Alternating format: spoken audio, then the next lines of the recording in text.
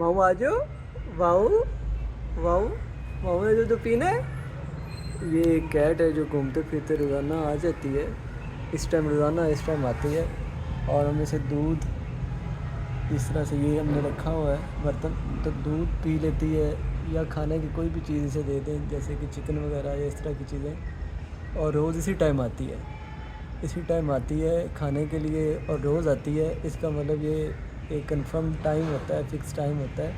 माऊ माऊ माऊ माऊ माऊ माऊ आ जाओ माऊ।